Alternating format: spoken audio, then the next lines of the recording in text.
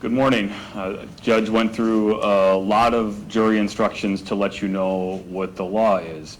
In giving you an opening statement, I'm not going to be focused on the law at this point, but more about some of the evidence that we expect you'll hear throughout the trial to give you a little bit of an idea of what the presentation from the state will look like. You won't hear me arguing about what that evidence means, just laying out what I expect you'll hear from some of the witnesses. And what you're going to hear about is from May 7th of 2023, a little bit before 7 p.m. at the Maplewood Commons, which is the intersection of Martin Avenue and Pioneer Road in the city of Fond du Lac. Right across the street from that, Jesus Little Lamb Child Care, Tyson Middle School, right nearby. And what you're going to hear is 14 gunshots. You're going to hear about the impact of those 14 gunshots. You're going to hear from Fond du Lac County Medical Examiner Adam Kovac that Tatyana Zech, 18 years old, was in, and you'll see a video of this as well, in the parking lot of the Maplewood Commons between two of the buildings with a group, and a bullet struck her in the head, and she died from a single gunshot wound. You're going to hear about another individual named Javier, who was across the way in an upper apartment, in his apartment, and a bullet hit him in the back. You're going to hear about him getting to the hospital and getting care and the injuries he suffered. You're going to hear that his son, Emmanuel, was on the first floor of that apartment, and that another apparent bullet came through and got so close that it was either the heat that burned his leg or grazed him, but he didn't need medical care. And you're going to hear about Keyshawn Johnson, who was in that group of people with Tatyana. You're going to see him in the video as well, moving closer to the building on the opposite side of where Javier and Emmanuel were. And you're going to see and hear from witnesses that he was shot as well in the upper back area, almost like where straps of a backpack on the backside, and that he needed medical care as well, but he was able to flee from the scene. You're going to also hear that Keyshawn fired once back at those that were shooting at him. And you're going to hear evidence about where the shooting came from. So I said Keyshawn shot once. You're going to hear testimony about a bullet casing, and then there's 13 other rounds.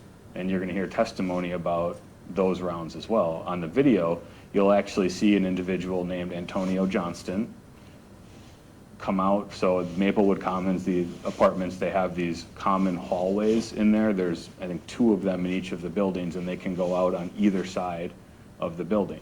And so there's just a door that swings open, glass door, and you're going to hear and see the testimony of Antonio coming out of that swinging door from that hallway area. You're going to hear testimony that another individual named Tristan Richmond was in that hallway. You'll also hear that the defendant, Parise Larry, was also in that hallway.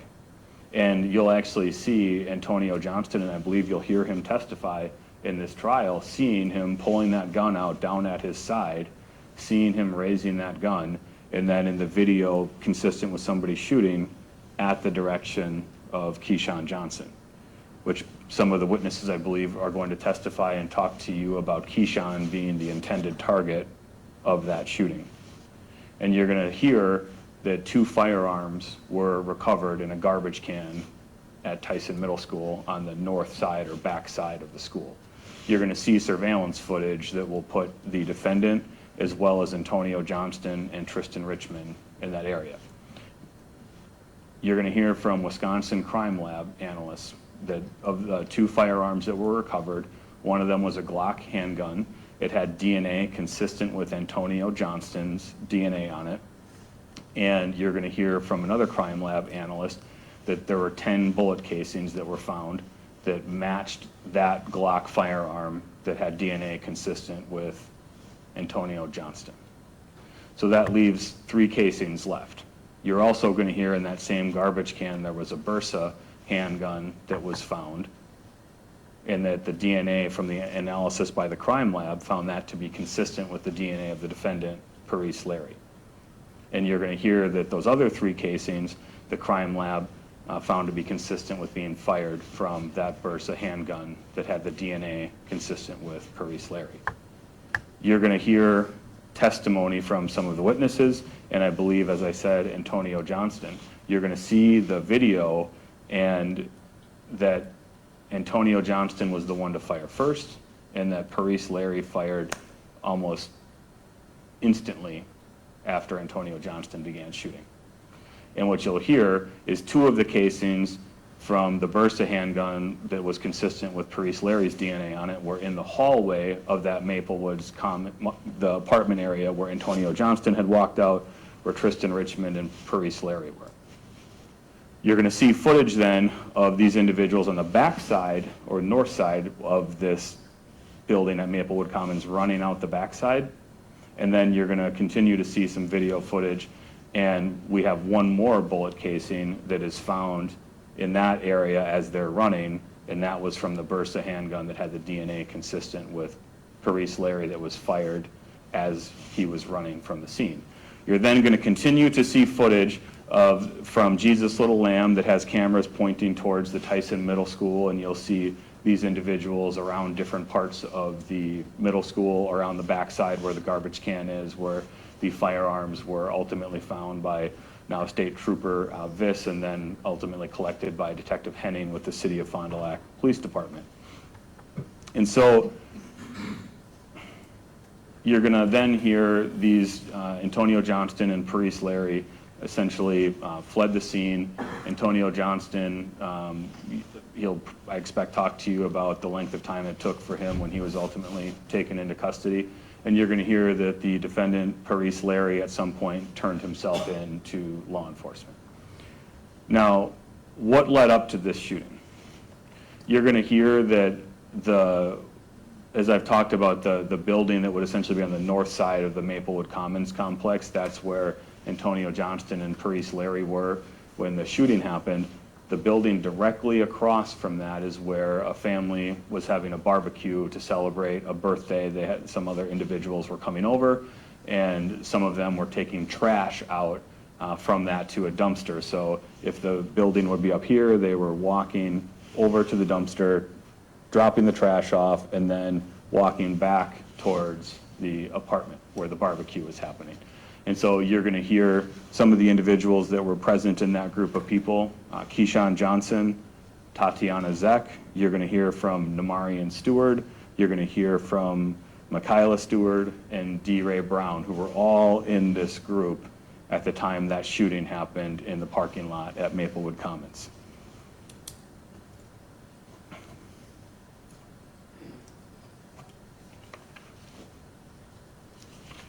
And one of the things you'll hear, I'll save that for later.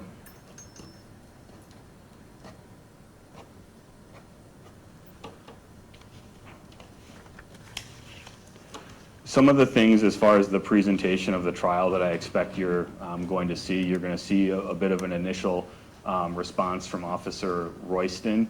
Prior to Officer Royston responding to Maplewood Commons, you're going to hear him testify about contact that he had with Tristan Richmond, Antonio Johnston, and the defendant near the Buttermilk Creek area, probably within about an hour of the shooting, where there was somebody had called in that they thought there might be somebody with a firearm in that area. And what you'll see in some of the videos as Parise Larry, the defendant, is identified, he's wearing a kind of a pink top that's very, I think you'll see through the surveillance, distinctive from what a lot of the other individuals are wearing, that makes him a little perhaps more identifiable to people as they're watching some of the surveillance video.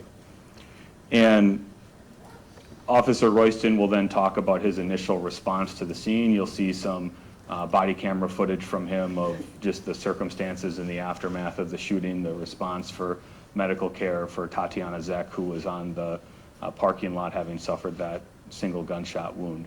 And you'll also hear some testimony from Aaron Matson from the Wisconsin Crime Lab. And Mr. Matson is going to testify a little bit about some of the surveillance footage from Maplewood Commons, which is going to have surveillance footage of the shooting itself and some of the movements of individuals before and after the shooting. as well as from Jesus Little Lamb, as I mentioned, that has the cameras pointing towards Tyson Middle School, and there's a camera towards the back side of that apartment where you see the individuals fleeing. And so Mr. Matson's going to talk about taking those videos and putting them in kind of a compilation where they kind of run together, where people can kind of see the different movement without having to watch what could be hours of video, and we'll have some different timestamps to show the gap in time as it's advancing forward, and a little box on there that shows the location of where Maplewood Commons and some of these locations will be.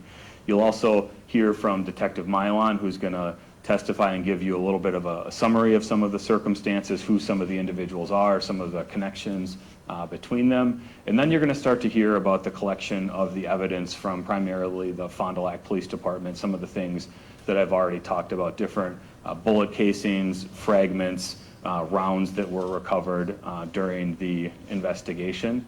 And as I mentioned, you'll hear from some people from the crime lab as well on the DNA findings as well. That'll be Kelly Thomas, and then on the ballistics, it'll be Dario Garcia from the Wisconsin Crime Lab.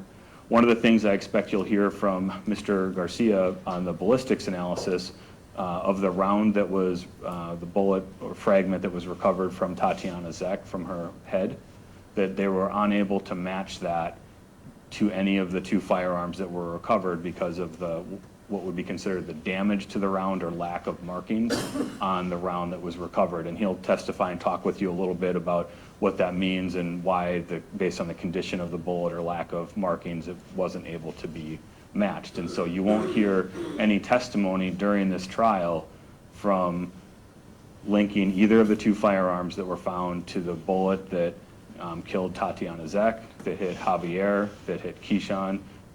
You won't hear any testimony because of all of the rounds, the condition of them was too damaged or lack of markings to be able to match.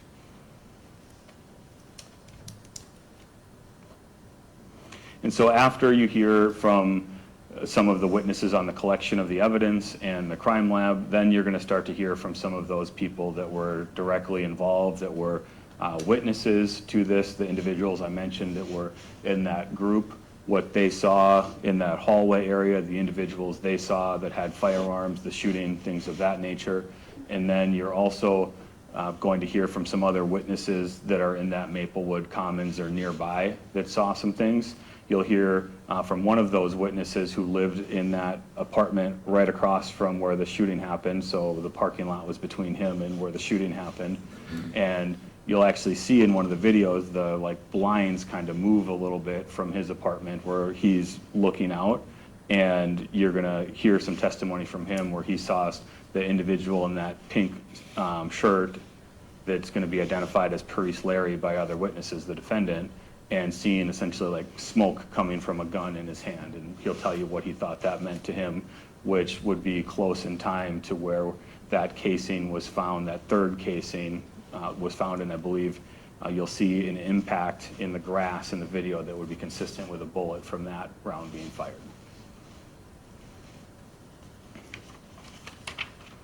And so that's a little bit of a summary of the evidence that you're going to hear in this trial. And as I mentioned earlier, what I expect you're going to hear from some of these witnesses is that Keyshawn Johnson was the intended target of the shooting, and that Tatyana Zech ultimately was the one that had the bullet strike her in the head, killing her. You're going to hear from another doctor that performed was a physician at St. Agnes Hospital that had treatment for Keyshawn Johnson and Javier and is aware of some of the injuries that they suffered as well. And you'll hear from Javier, you'll hear from Emmanuel, and I expect you'll hear from Keyshawn during this trial as well.